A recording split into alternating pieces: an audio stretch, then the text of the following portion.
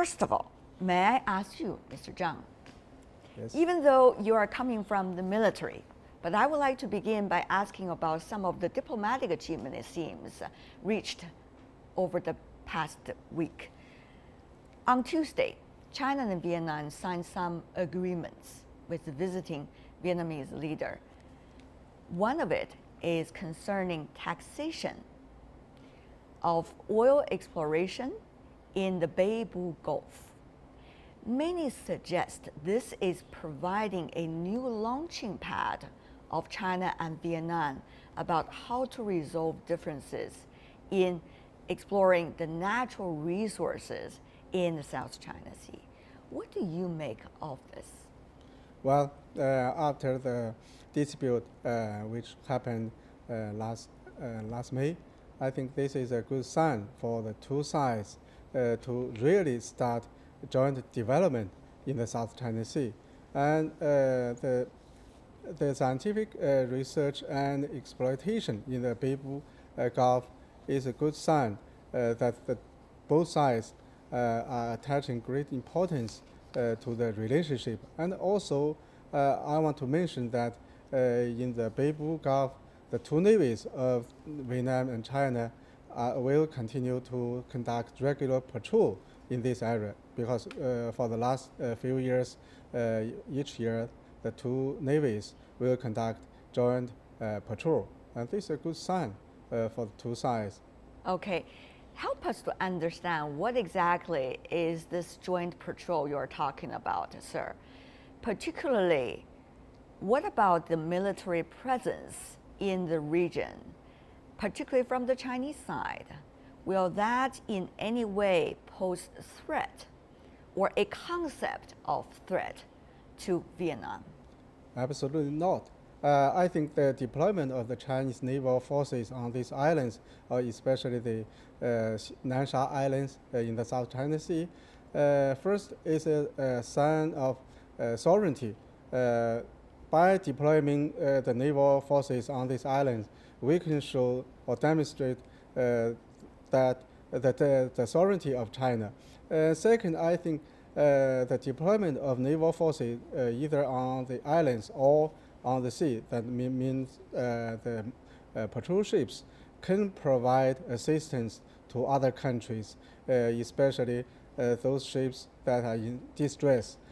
For instance, in March last year, when the MH370 flight of the Malaysian Airlines was reported missing in the South China Sea, a Chinese naval frigate which was on patrol in this area was immediately dispatched to the southern part of the South China Sea. And that was the first vessel from China to be on spot to provide assistance. So I think our ships there can also provide international humanitarian assistance to other countries. Mr. Tan from Singapore, what about your observation? Yes.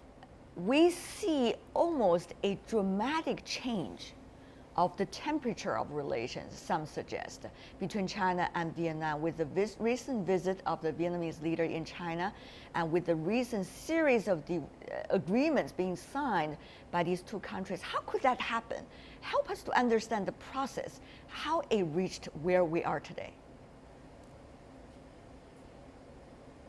But I think it is an open secret that the tension exists between the party secretary of the Communist Party of Vietnam and the current Prime Minister.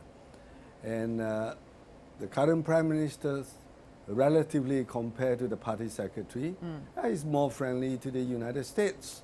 And of course, I think there must be some internal tussle that have led to some of the activities where, if you remember last year, the anti-Chinese sentiments where it led to violence and to many of the factories in industrial parks, where even non-Chinese multinationals, including those from Japan, Taiwan, and Singapore, were affected. I think it went out of control.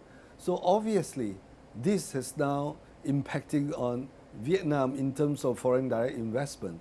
And Chinese workers, Chinese companies have withdrew. So I think for foreign investors this is not a welcome sign Right. to invest in Vietnam. So this loss of control must have put Vietnam back to the realistic ground to see whether this kind of anti-Chinese settlement sentiment, which affected even non-Chinese multinationals, is not to the best interest of Vietnam. So I think rationality is beginning to prevail. Right, rationale is beginning to prevail. That's an interesting phrase you used, sir. On the other hand, people would question, how long really will that rationale last? Because politics could change in one country, but after all, the national interests are the ultimate important goals for whoever is the politician. Well, you are right. The terms of the Prime Minister and also the party secretaries will end in 2016. And who is going to come out to be the next party secretary depends to be seen.